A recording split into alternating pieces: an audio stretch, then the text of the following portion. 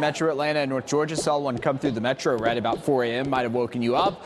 And I was just getting to work. I was like, oh yeah, thunder. Forgot that existed. Been a while since I heard that. Pockets of heavy rain now in parts of Cobb County, Paulding, Carroll, and into Douglas County. This is sliding through the north side of the metro now. So the rain beginning in Kennesaw, Marietta, Smyrna, pushing in towards Sandy Springs, Dunwoody, Roswell, Alpharetta here in the next 15 to 20 minutes. Skirting by really the north side. Not really looking for much rain on the south side down at the airport. But look at this back into Alabama. We are seeing this line come together now, and that's pushing towards North Georgia for the late morning and into the afternoon. A couple lightning strikes. That's going to be right along St. Clair County over in Alabama, but then also back down towards Tuscaloosa, and that's going to push towards the south side of our area. Live look over the bends. A temperature in Atlanta of 57. Down to the south, it's warmer. It's in the 60s and 70s down towards Eatonton and Macon. 50s in Atlanta for the next little while. Then into the afternoons, we're going to get into the 60s. Details on this wind chill situation.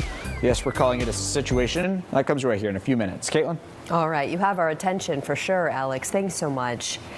It is now 7:01 and a memorial 5K being held today in Athens honoring Laken Riley, the nursing student killed while running on UGA's campus back in 2024. Her killer, Jose Ibarra, sentenced to life in prison that same year. And Good Day's Kim Leffler has followed her story from the very beginning, joining us with more on what to expect this morning. Kim, good morning.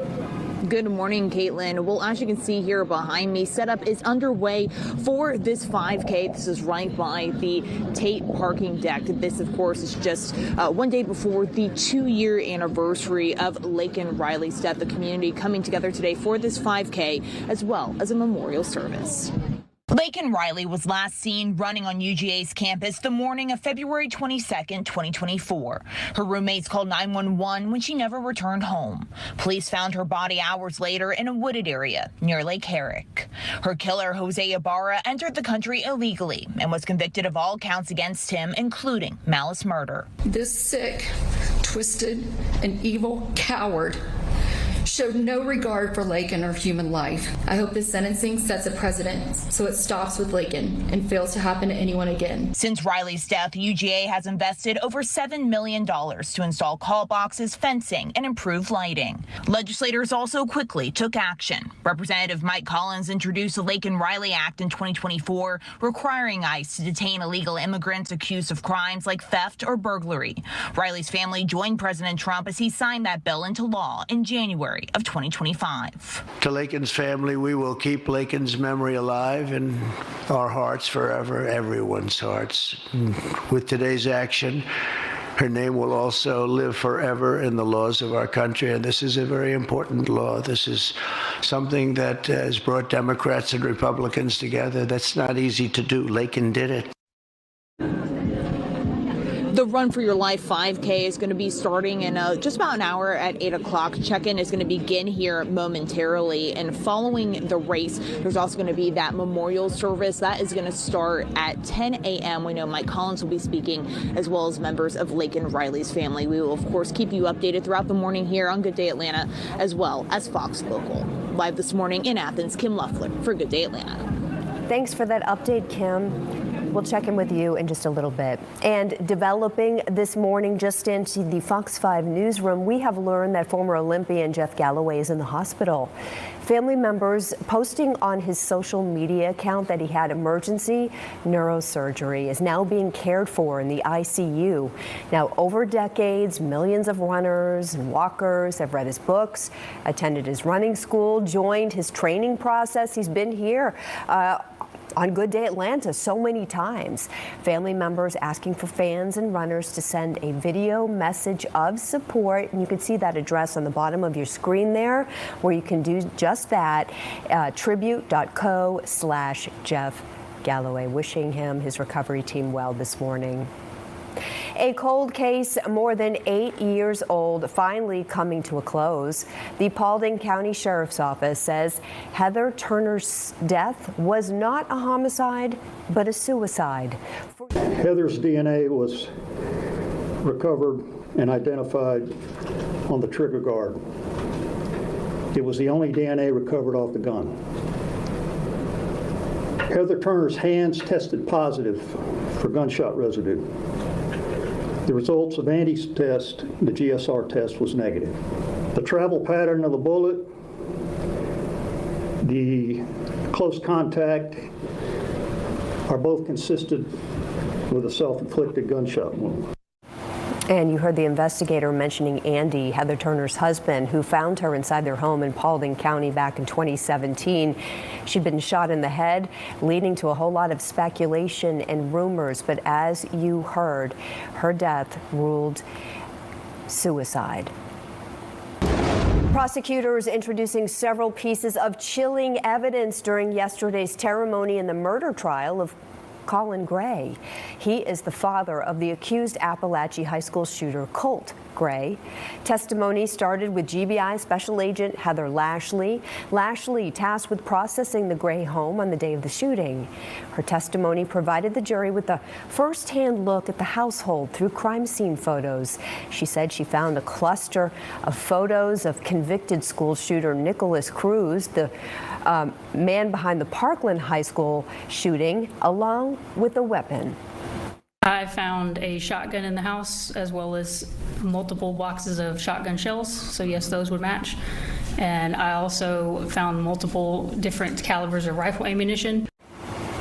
Colin's mom-in-law also testified to the family dynamics, says she saw the accused shooter keep the weapon in his room. Court is expected to resume Monday, and Colt's mother is expected to take the stand. Prosecutors told the judge they hope to rest their case next week. Judge Glenda Hatchett appearing in court yesterday, responding to a claim from the Georgia Sheriff's Association. Hatchett was ordered to pay attorney fees. This is after she dropped a lawsuit against the group. Former Bleckley County Sheriff Chris Cootie pleaded guilty to sexual battery for groping Hatchett in 2022 during a reception for the association. Hatchett had named the Georgia Sheriff's Association as part of her civil lawsuit over the incident, alleging negligence and liability on their part. However, the TV judge decided to withdraw the lawsuit recently, saying she wanted to put the whole incident behind her. Her legal team arguing the most recent fee request lacks merit and could discourage other victims from coming forward. I have literally heard from people in parts of the world who have reached out to me. I've heard from women who said, I never had the courage to do this, but because of you, I have now found my voice. And if I allow this to stand, it has a chilling impact on others who need to come forward. Judge Hatchett says her team will not be quiet on this issue. We'll keep you updated. And developing, a Hall County high school teacher, soccer coach, arrested and charged with raping an underage family member. The Banks County Sheriff's Office arresting Felipe Esteban Nunez at his Gainesville home on February 13th. Investigators say the victim told them the alleged assaults happened between 2018 and 2019 in Banks County. Nunez has worked for Hall County Schools since 2024, teaching Spanish and coaching the JV boys soccer team at Chestatee High School. The district says he is now on administrative leave. The district says he is now on administrative leave. A 21-year-old man recovering after police say he was shot here on MLK Drive. Fox 5 over that scene, Sky Fox 5. Atlanta police originally thought he'd been shot on Richardson Road, have since learned that was not the case. He is now at the hospital being treated for a bullet wound to the hand as police are trying to figure out exactly who is responsible. And we are hearing from the family of a 21-year-old man shot and killed in Atlanta last weekend. Police say Travales Talbert Jr. was gunned down at a home on Coleman Street. This is in the southwest part of the city. Family members we spoke with say Trey was the life of the party and lit up every room. They also say they can't wrap their head around the fact that he is gone. They don't understand how this could happen. I'm in total disbelief and I'm still in shock with so many emotions at the fact that somebody would just gun down my son that was so full of life, that was sweet, nice, compassionate. Police have not released any details as to how the shooting happened. Family members say they remain confident that police will find the killer.